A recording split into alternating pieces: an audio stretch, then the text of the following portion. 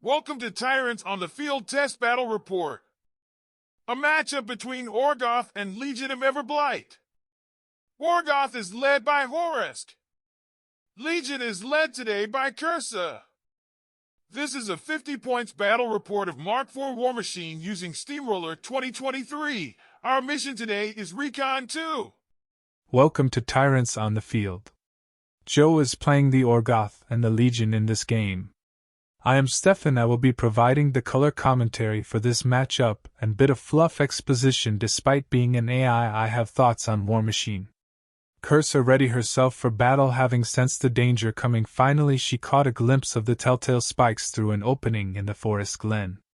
Cursa's small detachment was not enough to make a long-term stand, but her recon mission was vital so that Everblight could assess this returned eternal threat to his dominion.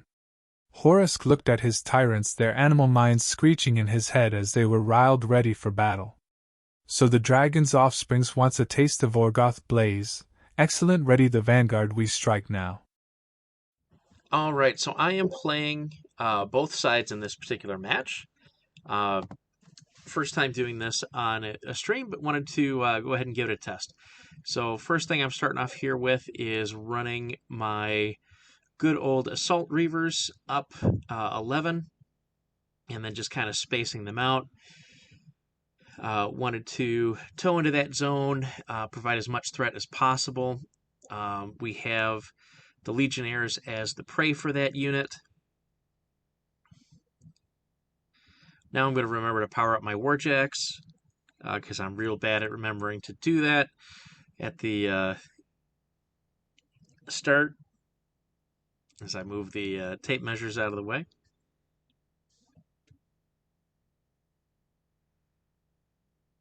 There we go, powering up.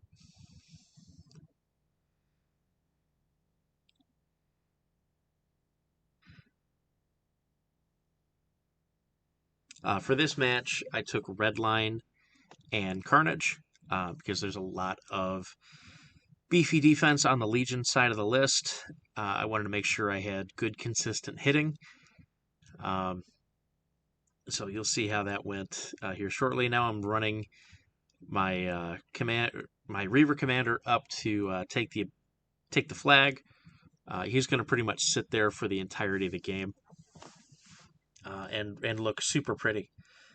And then I'm going to run my Quad Bolter and Belcher Hunter Tyrant. That's a build that I'm really enjoying. Does typically a ton of work. In this game, no spoilers, it doesn't do what it normally does. So there's that. Now we are going to run my Bloodthirster Jackal with Pole Arm and Assault Shield. That is becoming an absolute staple in my Hurusk list. It just does a ton of work. It flies down the field. It's an exceedingly aggressive jack. I love everything about it. Now I'm going to run my Tyrant with Scything Flail and Claw with Relentless Charge Head. So again, another workhorse jackal on my list, bringing up the War Witches so that they're within 3 for Empower next turn. And finally, Hurusk is going to move up. He's going to cast red. He's going to move up first, then vanish. So he'll walk up 6. He will vanish for 1. Coming up to that wall, he's going to throw a red line on the Bloodthirster Jackal.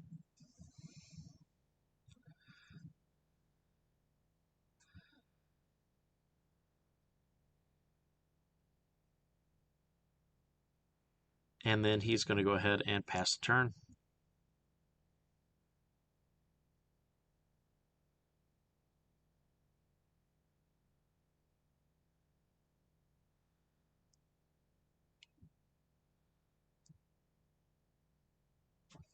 Coming over to the Legion side of the field, we have Cursa, we have a Seraph, a Neref, and an Angelius, along with a Shredder.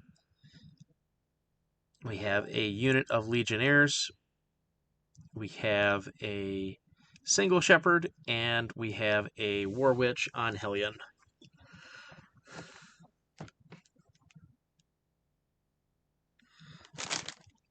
So, wanted to play Ravens of War. Wanted to play it with a caster that I have not seen represented anywhere else. Also, it's one of my favorite casters personally. I love Krissa. She actually got me into Legion. Oddly enough, it wasn't any of the ones that you'd think or any of the good ones. It was Krissa.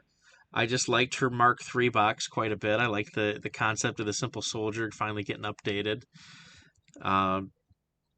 And I love her feat. A standard +3 additional damage is just my type of party. So we're gonna do some fun things here. The Angelus is gonna run up and rile, and it's gonna run toward the flank,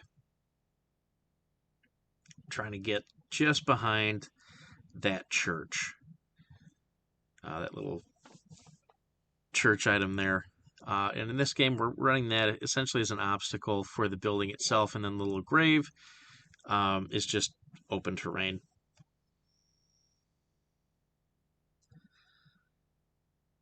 Just for ease. Other features on the table, we got a couple of forest in the middle, forest off to the left. There's a wall there. There's another building obstruction, another obstruction in the top there. Water feature, obviously there in the center. And then there's a wall the other side. Pardon me. So Angelius is going to run and rile.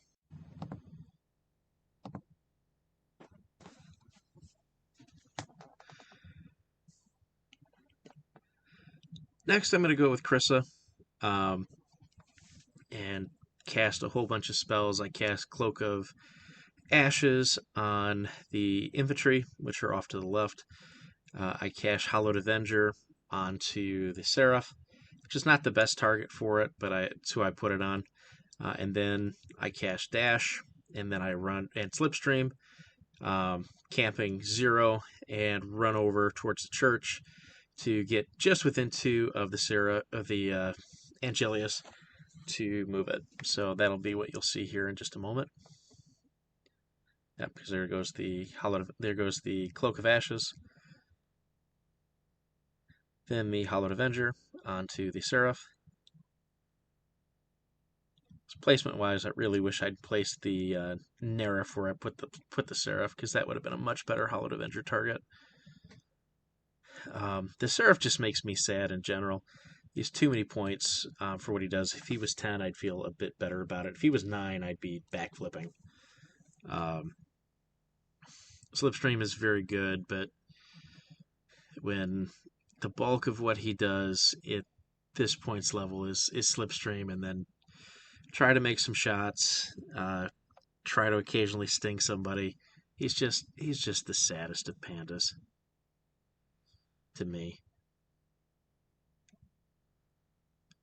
And now Krissa will run with Slipstream and Dash, and that will move my Angelius over, and tried to block him, and I did not do a good job of staying behind the church, which you'll see in a moment when it flips back over to the other side. So, bit of a mistake here. Not my first tactical blunder. Definitely not going to be my last. There I'm checking to dash just to make sure that the Legionnaires have room, and then they're gonna zoom over and put up a wall of bodies, essentially in front of Krissa and next to the church, because they go up from speed 5 to speed 6. They're going to run 11, which you're seeing here, and then they're just going to build a wall.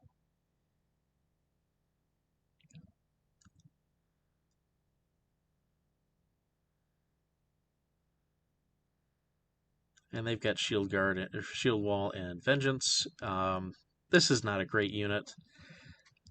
It was 6 points. I wanted to show it off. Krista does some things for them, but this game, it's not their best showing. I will warn you.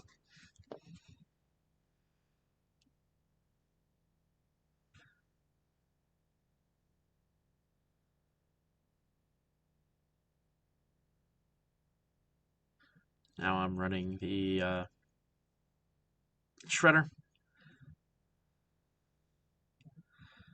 over, and I think this was a bit of a mistake. I should have put it into the zone, at least to disrupt the opponent's ability to score. That's going to ultimately cost me down the line. So again, some continual tactical errors. The thought process with consolidating over to the left was to try and negate the gun as much as possible. I did not want to get shot up by that Belcher and volume fire quad bolter or quad bolt thrower. That is not a good time for Legion. That thing just downs Legion beasts. So I wanted to stay away from it and wanted to tactically dominate this side, getting into an engagement where I could take out both of the heavies on feet turn, and then begin to engage the shooting heavy a little bit later game. That was the thought process in turn one. But I didn't measure the opponent's threat properly. So now I'm going to move up the Seraph in a sad Seraph move, trying to pick off a Legionnaire, or not a Legionnaire. Yes, but I'm not going to have enough space because I didn't have a spot to land where I could get close enough, go on the full 7, and I didn't want to expose the Seraph to direct attacks from the Assault Reavers, because they can get some hot dice and wreck a lot of models in this army.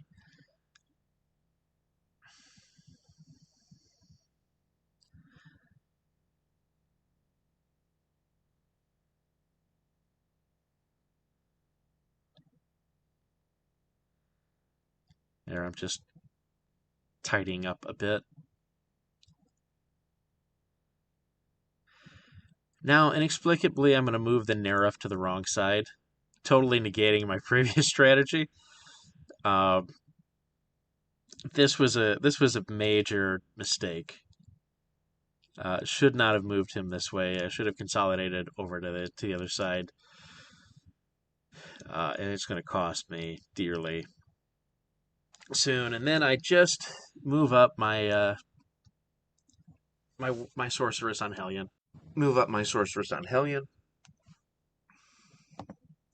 Just to be in a little bit better position than she was prior to that.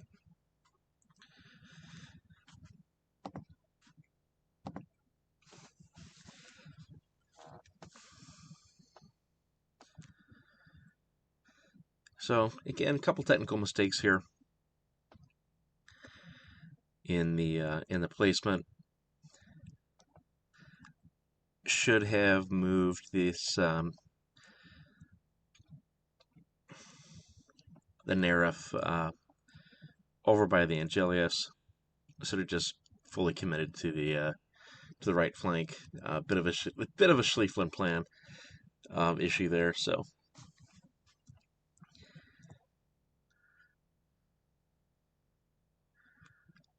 And then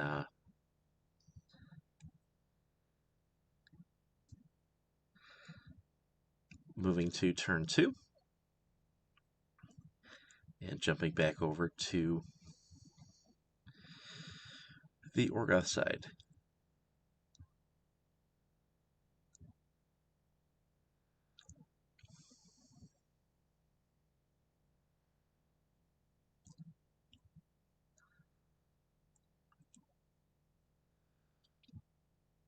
So starter 2 here.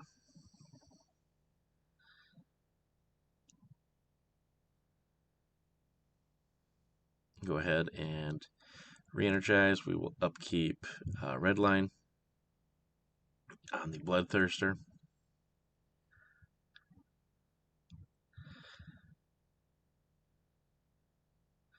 And here I make a huge mistake.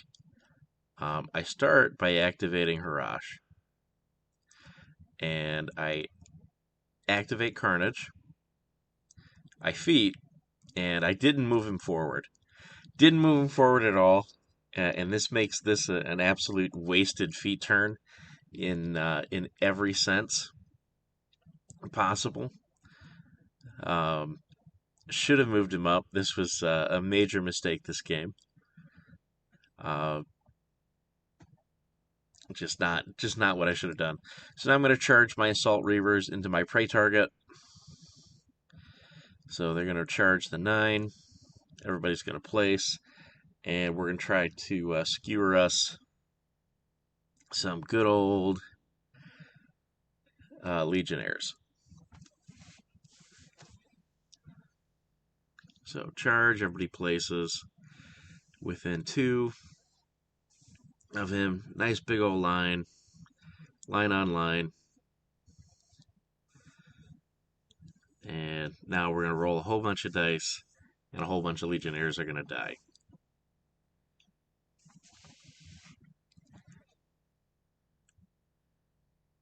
So this is me fiddling with the dice, trying to get it to where we need to be. Still fiddling a bit while we get ready to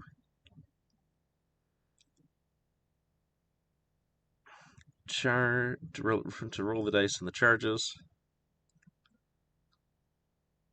Still waiting.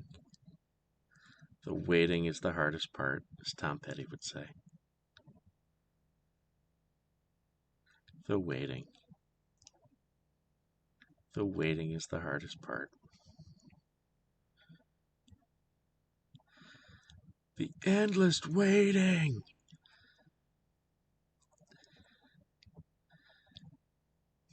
Verifying what it takes to hit. Getting the dice tray in. Declaring the attacks. Let's go. Hit.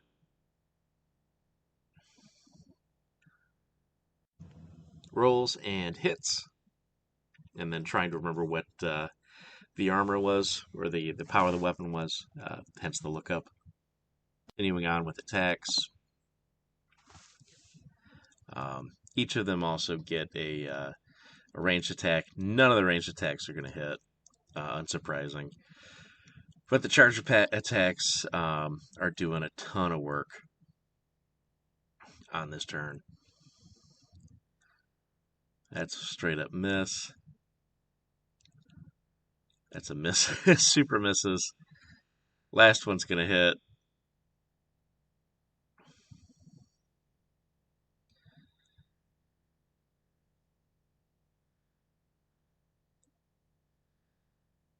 And just takes out the last Legionnaire.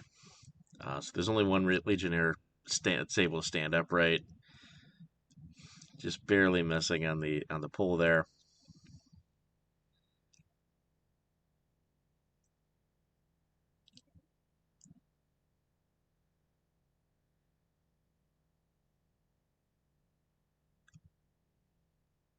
Here we go. And just one guy remaining in that unit.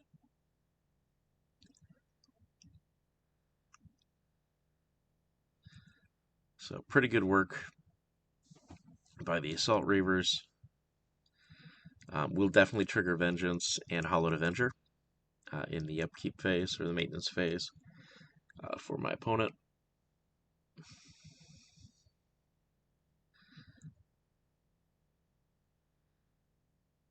So interesting tidbit here.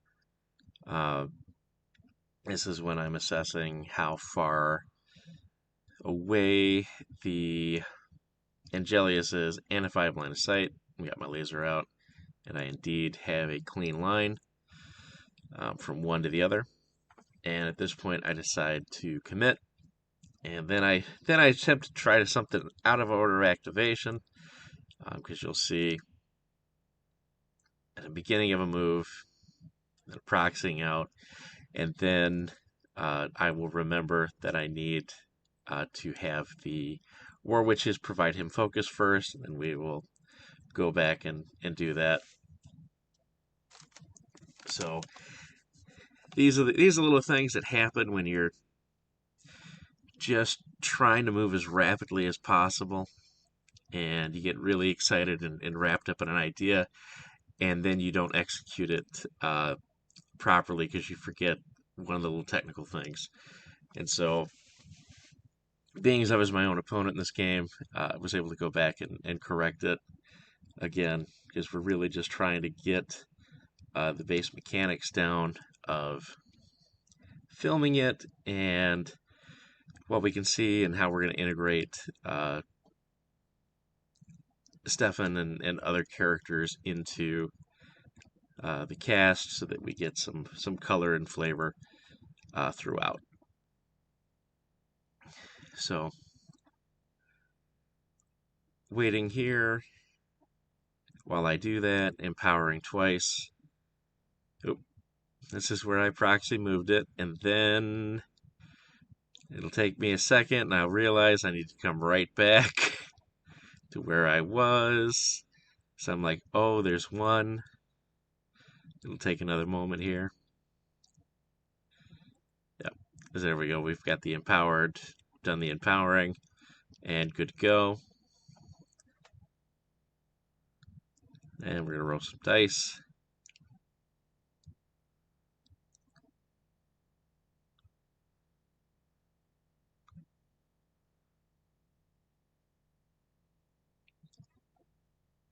Yep, rolling dice. Trying to see if I was in range for us. Because feet, realizing I wasn't, and then realizing that I totally did it out of the wrong sequence. Also not benefiting from Carnage, because I'm not in control range. But did hit with the big money shot. And now let's see what kind of damage we do on a 17 into a 17. And I'm going to think in my mind that it's a 15, so you'll see the damage marked incorrectly by about 2 boxes. So I'm going to mark 4 to the 4 instead of the 6 to the 4 that it should have been. But a really weak roll here. This was very disappointing. And again, because I did not move harass correctly, this was a lot worse than it should have been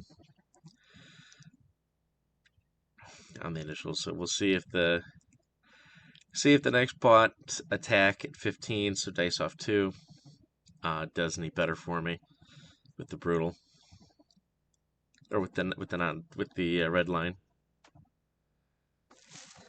Again, red line is one of those spells, if you're not familiar with it, really strong in a lot of ways. It provides +2 movement and +2 damage to melee damage rolls, and then as a trade-off, at the end of your activation, with red line on you, you have to take you take 1d3 damage on your jack. So, kind of a good trade-off for what is a damage and threat range multiplier. It's a staple when I'm in a rack. When I'm using it, when I'm playing Orgoth, it is a spell that I reach to pretty much all the time. Pretty much my spell list consists of red line and then whatever else is situationally useful at the particular time in a particular matchup. But red line is pretty much the go-to spell for damage increase and range increase in Orgoth. So, applies it a bunch. This is where I run my jack over to the zone, and this jack is going to have a really good time controlling this zone. And I'm going to give him set defense from my Reaver Commander, he's just chilling by the flag. That's all he needs to do in life, is just sit back there and score. Just be the profound nuisance that he can be. Throwing out protection and rerolls to my shooter Tyrant. And again, Rosh just chilling there. Feet up. Carnage up.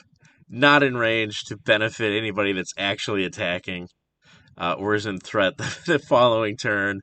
But man, we got it out of the way. So this is Vengeance coming in and occurring. So then just confirming that I did indeed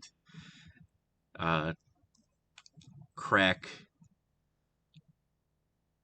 my crack one of the Assault Reavers with the Vengeance move.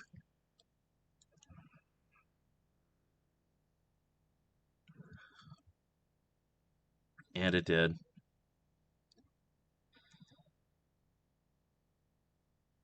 So putting him off to the casualty pile.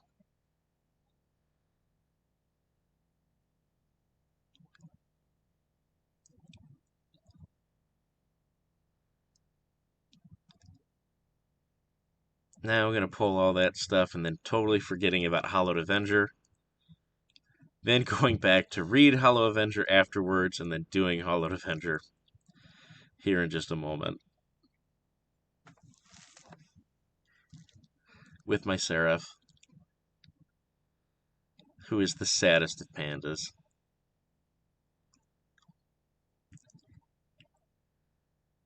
I'm just not good with the Seraph. It's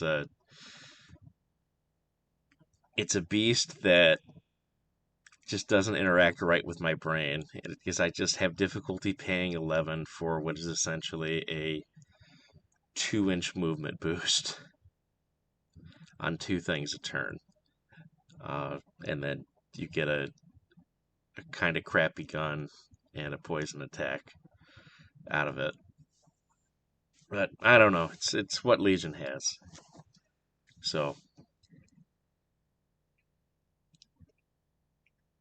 again, I'm not the best Legion player.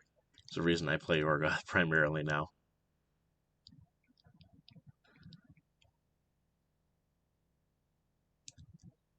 So again, this is me rereading Hallowed Avenger and being like, oh, it needs to proc.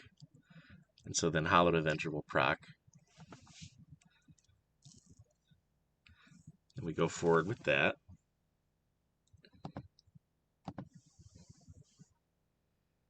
It's so interesting going back and watching the game a bit. Because I'm seeing all of the spots where I just made dumb mistakes. So that's a cool part of sort of learning from it. Something that will change. We'll position the dice tray a little better next go around, as it's just getting cut off. Again, this is a test report. So he's going to go ahead, make some attacks, and try and kill as many of these ruffians as possible. So we'll go ahead and spin up the gun. Gun has a good 2 hits. First one misses. No, first one hits. First one hits. And cracks. And second one will hit and should crack. And nope, Snake Eyes does not crack. It gets Xaxes because it is a POW 12. And again, Seraph is saddest of pandas. So buying an attack with the tail, killing that off.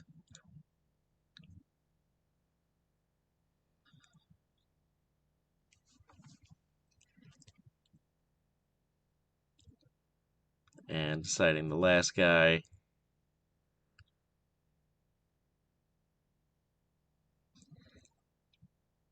just not worth it.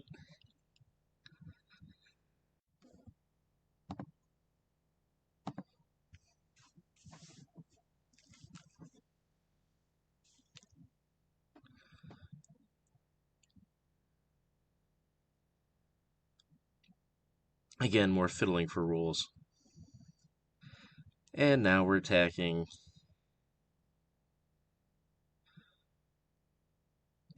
there with the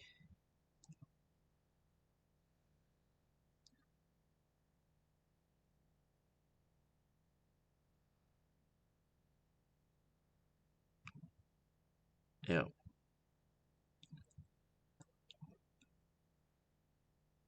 Finally got him. So many attacks needed to take him out. Utterly ridiculous. Oh, that's when this is where I'm using my caster. I did the flame attack.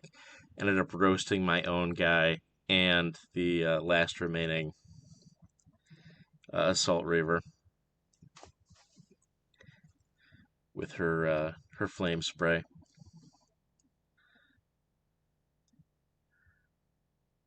And positioning the shredder and bringing the solo over a bit.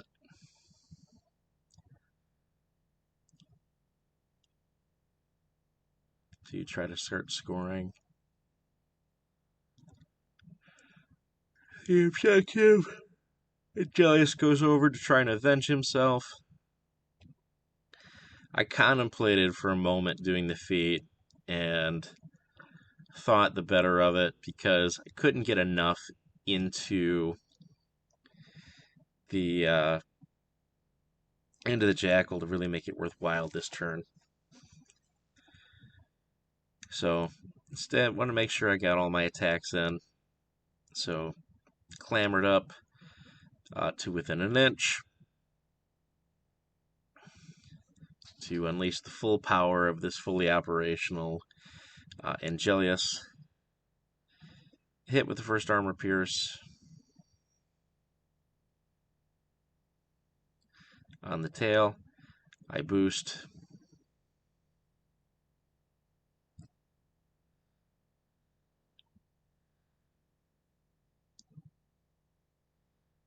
And we go ahead and do a nice bit of damage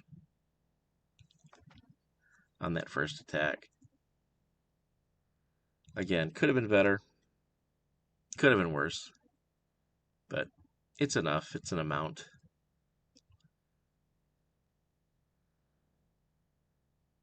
Of damage. We go ahead and swing with the bite. We hit.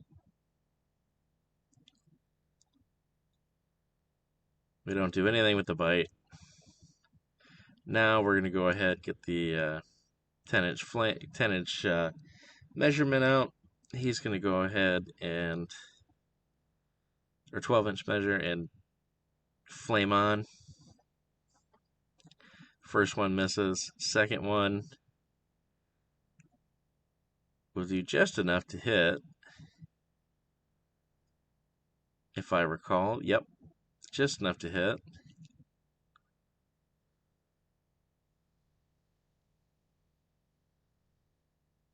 Oh, no, it missed. And then we're buying an attack with the tail. It hits, boosting it. That is an awful roll on the boosted armor pierce tail.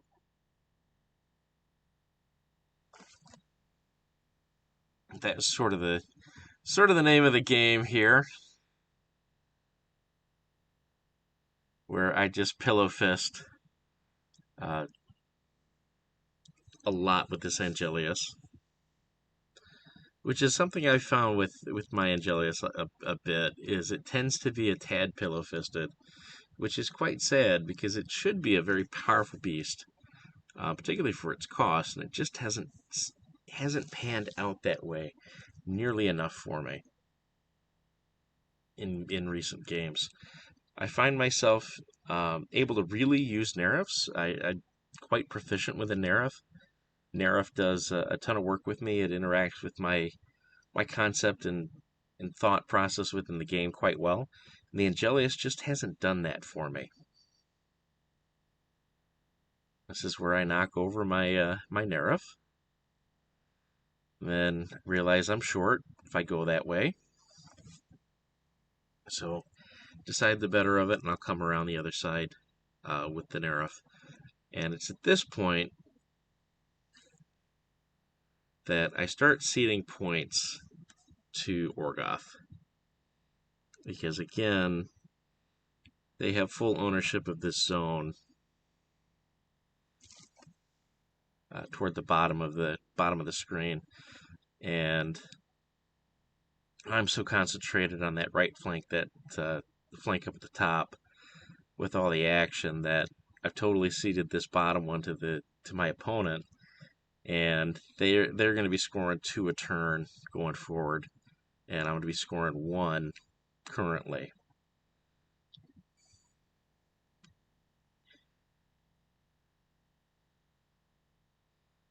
So a little bit of discussion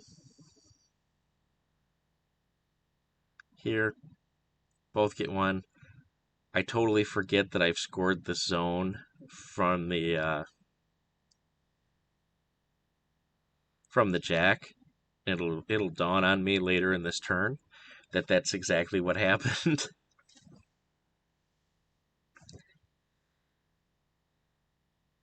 But we go and get ready for the turn here.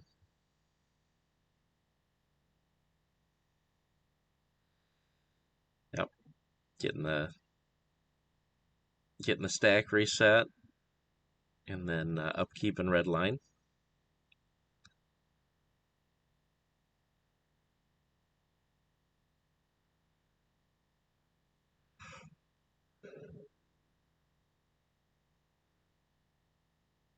Pardon me.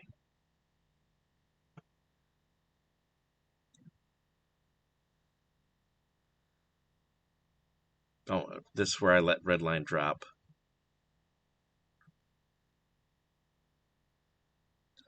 I'll let the red line drop.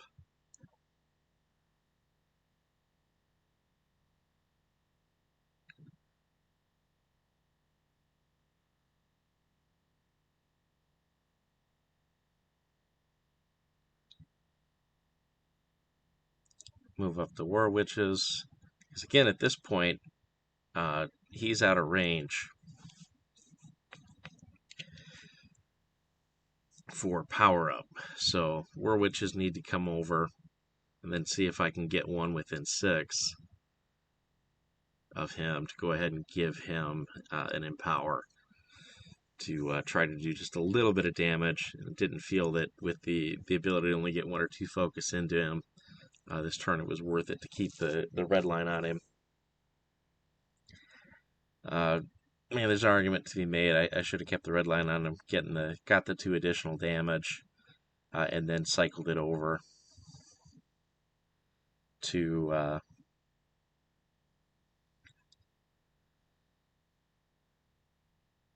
the Tyrant with the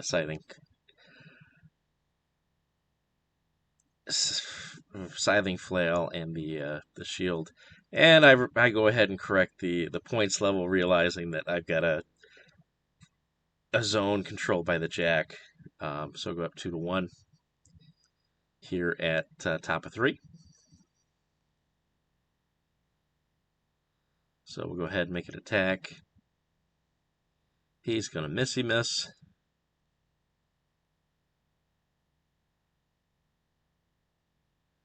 And then we'll go with the shield. Shield hits. Shield does some damage. It's exciting. It's exciting when the shield does a couple points of damage for you. It's a good day.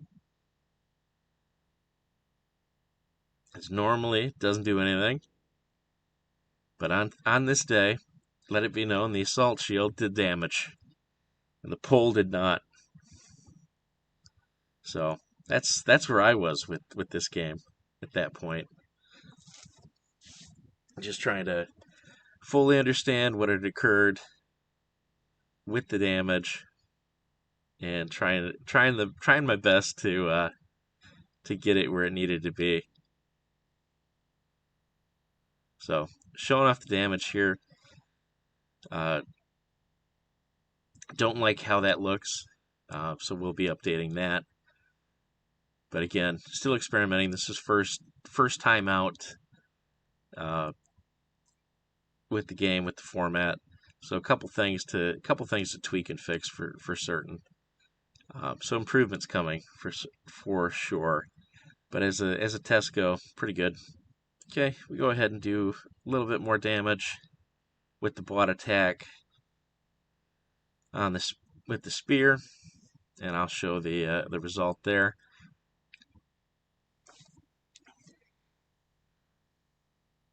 So that's good. And then we're gonna go ahead and bring in the Big Daddy in a moment. We're gonna get a nice charge. This first thing that's gonna happen is Harash will activate, move forward, give red line to the Tyrant with the scythe, and then we'll do some additional measuring. So he's going to move on up, just the outside of that forest, move over his stack, pull some fury, or pull some focus off to cast red line. He's going to put up carnage as well. And then I just want this Angelius gone at this point. So this is a fully loaded Tyrant charging in. Just getting within 2 so the flailing scythe can work its magic.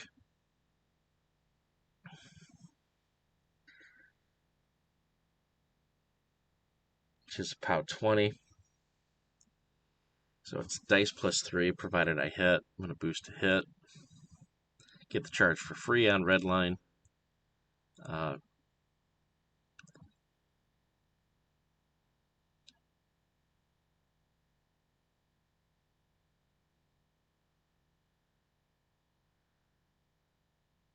just waiting on the roll here. We super hit.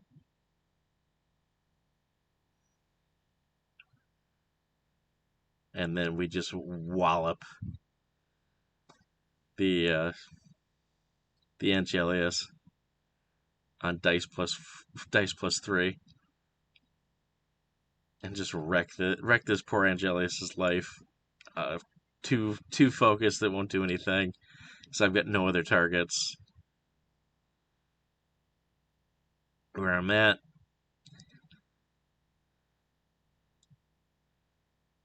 So that will annihilate the Angelius. And then I take my 1 point of red line damage to the 3. Astute listeners or students see that I missed a red line on the Jackal. It's the only bit I don't like about the spell is this damage, and it's not because I don't like taking the damage. That's fine. I think it's a fair trade for what you get. It's that it's just fiddly to remember to do it.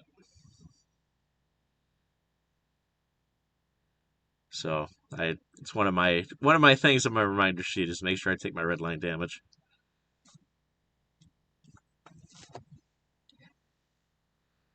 So this is where I come back over to the Legion side and start Reaving Fury to get Krissa back to full, or Reave the Fury there. And we get ready for our follow-on turn with Krissa. And this is going to be a feat turn for Krissa. And her feat is +3 to melee damage and continuous fire on the attacks for all friendly faction models. So her feat is really the strongest part about her. Her spell list is a little meh, but her feat is fantastic. So, and her feat was very similar in Mrk4 as well. So this is where Chris is going to go ahead and avenge the fallen Angelius by running in and charging the. So, note to self: if you're going into a set defense jack, always boost the charge, particularly with Krissa. So this was my fault for thinking she was better than she is. And that's just a matter of being overly confident.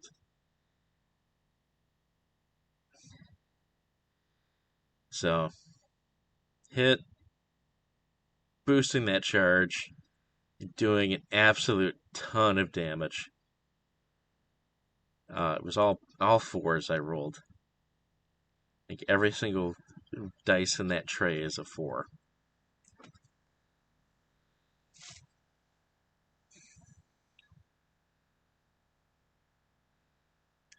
So, nice bit of damage. She's going to go ahead and do it again. Hits. Boosting again. Just whapping that jackal off the face of the earth. And then being conveniently within 2 inches of the tyrant, she's going to whack him.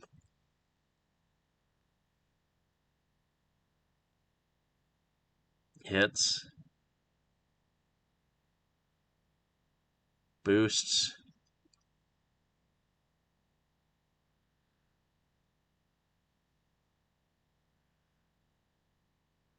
And just doing a truckload of damage to this poor tyrant. Krissa was a woman on fire. She was absolutely the fury of Everblight in this game.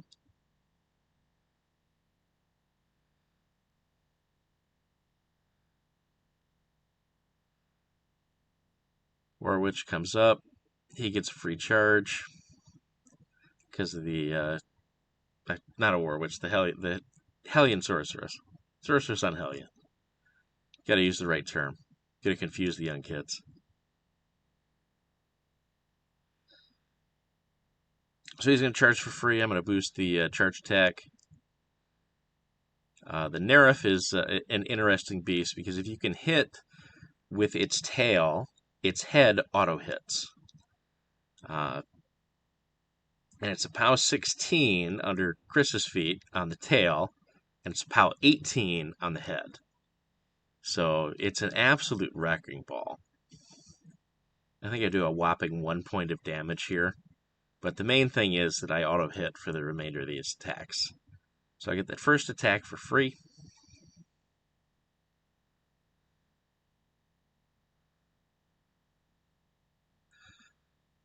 And I'll do 5 or do 4. Because again, it's dice off 1. Because Tyrant's 19, and under Chris's feet, I'm an effective 18. So we'll buy an attack. I just do an absolute mountain of damage with this shot.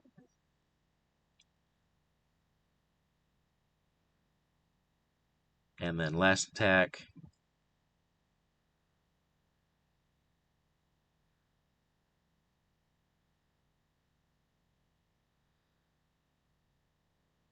Just leave him with a little bit remaining. And this is when it's going to be the Shredder's time to shine.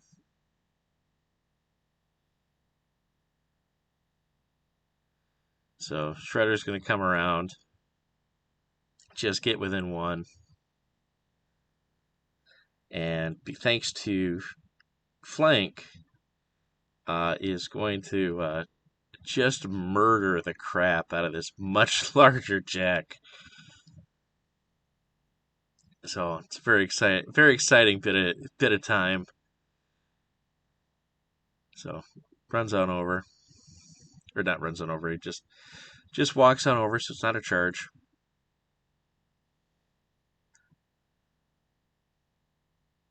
Hits.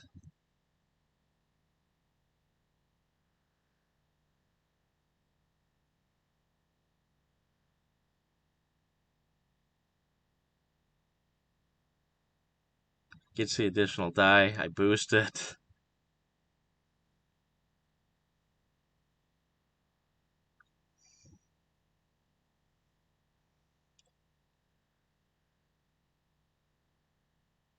And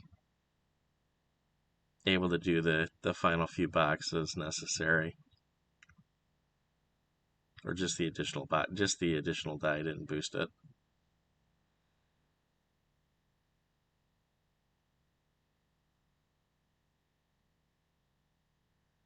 And that takes 21 points off the table between the 13 on the Scythe Jack and the 8 on the Bloodthirster. So a big material swing for Legion this turn. Real big material swing, but ticking time bomb is rapidly advancing.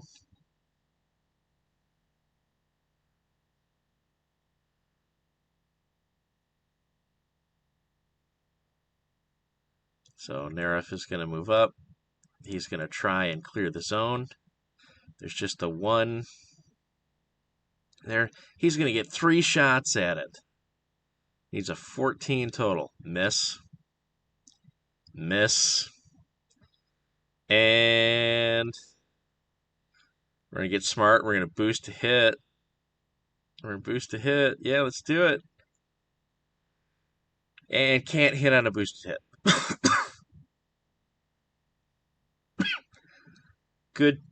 Good job, Seraph. We love you, Seraph, so much. So much. It's not your fault. You're terrible. 11 points. I'm saying that a lot this video. The Seraph is my least favorite war beast. So they will go up 1. We will go up 2. And so we're about to enter the all-important top 4.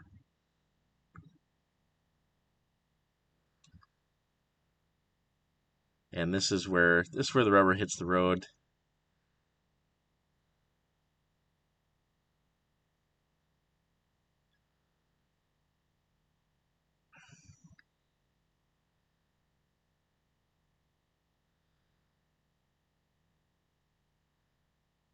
And we get ready to figure out what we're doing with our lives in this game. They've got good control over on their side of the board. We've got good control on our side of the board. They just have the one solo who's hanging out by the flag, the little shepherd that we have to take out, and Rask is starting to eye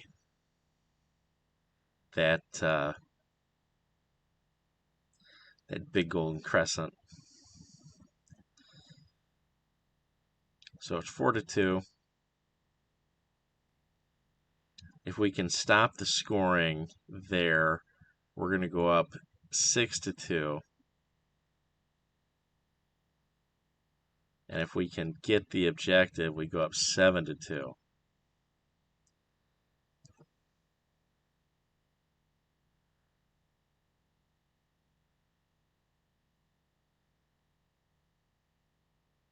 So Rask moves up, or vanishes up.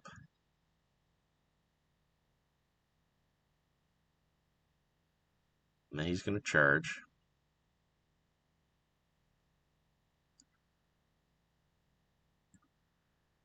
Rough terrain there, so he's only going to be able to go 7, but still within 2. Take the swing at the objective.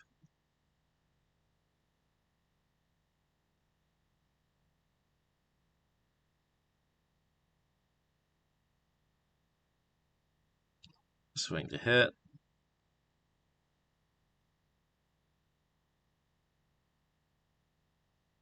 Hits.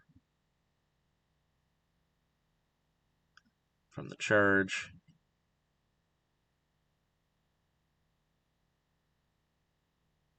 Four. We're going to go ahead and re-roll that. Fate's Blessing. 5. Okay. Got 10 boxes left. Because it's an 18 to 18. Hits. Boost.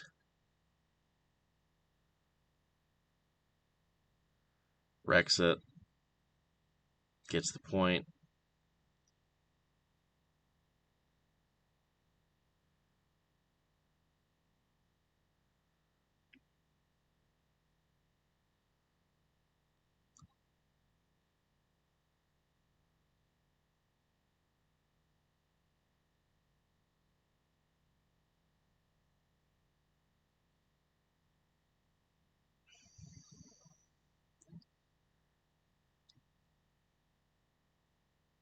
Goes up 5 to 3.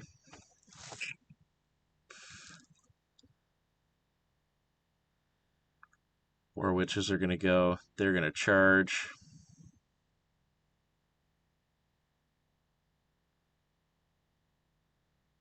Then Aerith, the whole point being to get to the little shepherd.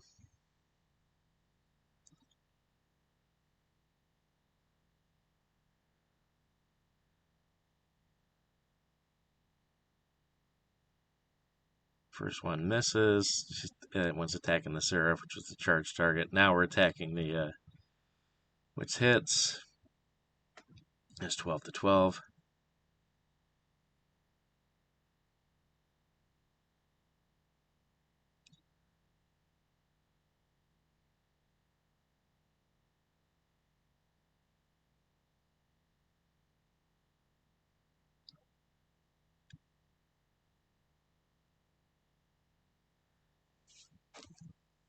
Pausing for dramatic effect.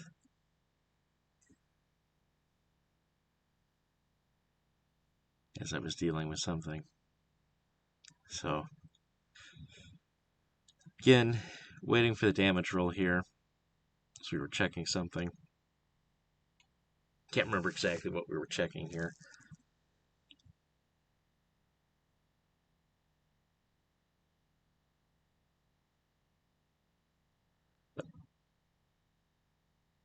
Again, game was a lot of fun. Now I'm checking to see what the stat line was, and then it's at this point I realized that this solo didn't actually exist in this list. This solo was from an earlier version of the list, but the actual points work out so where that this shepherd should not have been in this list at all. So really, it was a 51 to 50 point game. We're not gonna dock our opponent for this slight misstep, and so we'll remove it with that damage roll, and then the final one will not do anything, but all 3 get into the zone, which was the whole point there, to go ahead and stop any scoring.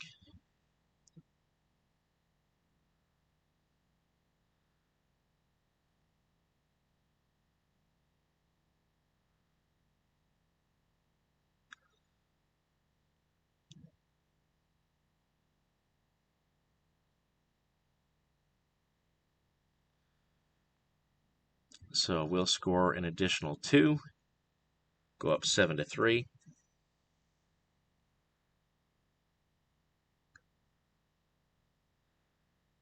And so all we have to do is hold on to the knight. And by the knight, I mean have Harask survive against the upcoming onslaught to win the game. scenario, because the real last hope is that they can make an assassination run that pays off. So it'll start with the War Witch. She's going to charge in and try and strip some of this, strip some of the focus off Harask. He's camping 3.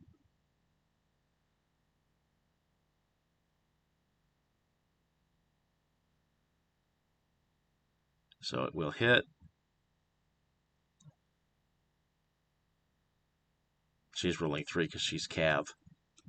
So Cav get 3 dice on attack, charge attack rolls.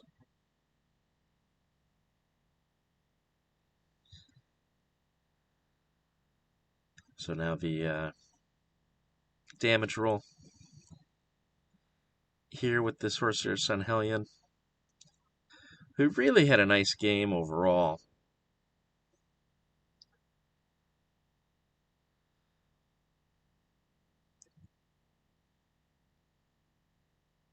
And it's only a POW 10, armor 18, so it just does a few points of damage, which in the calculation I go ahead and take, because he still has a War Beast to activate. He still has the possibility of getting Krissa over to potentially do some damage to me. All things that I didn't want to deal with. That stupid Nerif. So I go ahead and face take that damage. Next one hits. And then fails to do anything.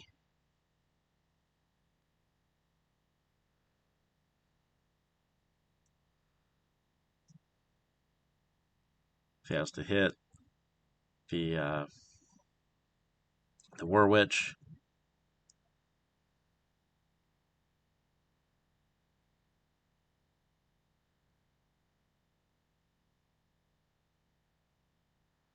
Fails to hit the War Witch.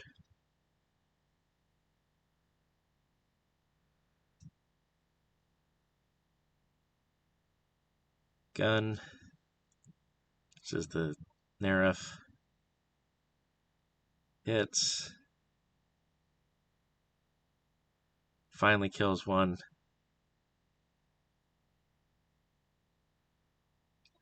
Misses.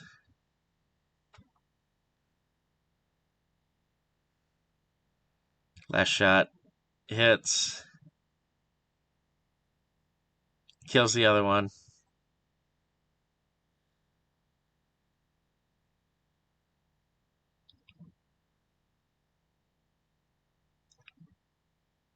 I'm so excited. Can't wait.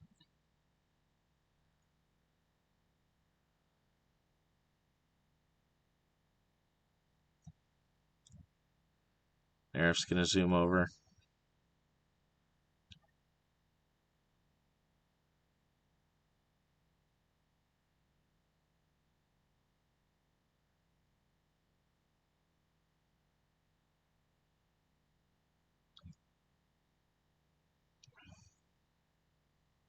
Hits.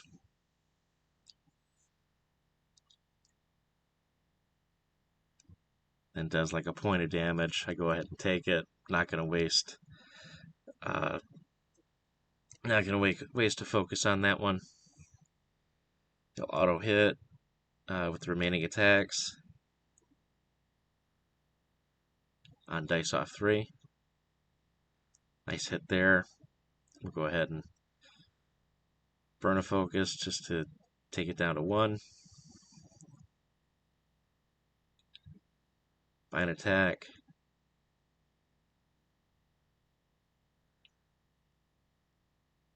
Hits. Or auto hits. That's the damage. We'll buy another focus. Just take the 1. 1 focus left.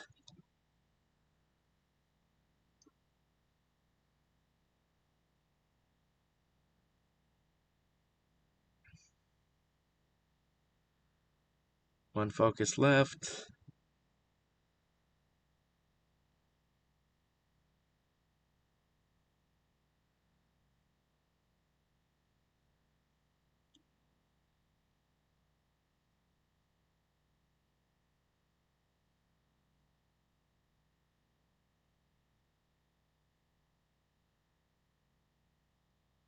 Carissa moves over, and the placement here is not the best. Should have put her on the objective, or on the flag. Didn't do that.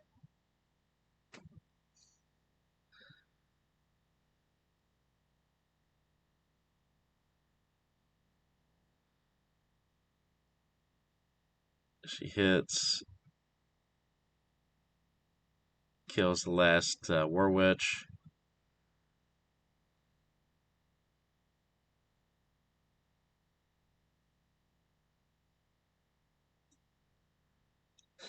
She weighs options, takes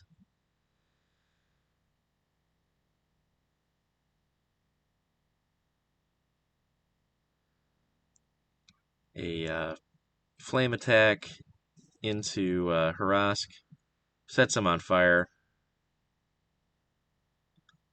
See if we can do some serious damage, and promptly does not do anything.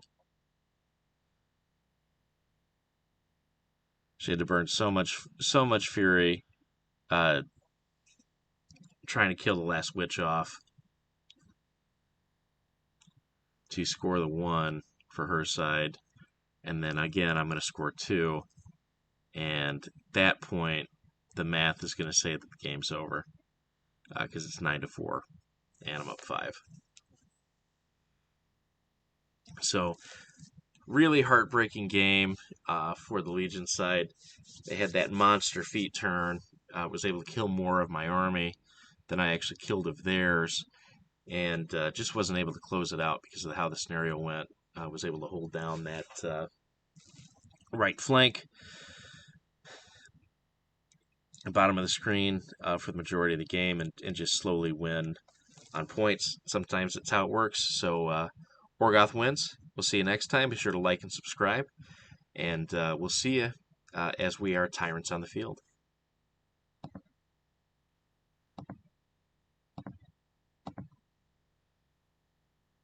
Horisk stood defiant in the face of Cursa and her remaining warband. He smiled beneath his armor as the trap was about to spring. He had unlocked the map hidden within the statue that lay broken on the ground around the intimate battlescape. As he stood with fire still burning on his armor, out of the forest shots rang out, and the unmistakable circular weapons of his young protégé. Kishtar had arrived, and with her the main invasion force. Cursa stood proud of being able to stand toe-to-toe with these strange invaders. The ancient monument laid to waste by the intruders, Warcaster releasing a strange energy. But she had the fool surrounded and burning. She prepared to issue orders to her Neref to finish the gunfire slammed into the Neref, severing her psychic hold on the beast. And then inches from her ear a stand circular blade barely passed. An ambush, we must quit the field before we are felled. She and her beasts made an orderly retreat through the narrow gap they had passed through. Losing the battle but preserving the ability to fight again would be their legacy this day.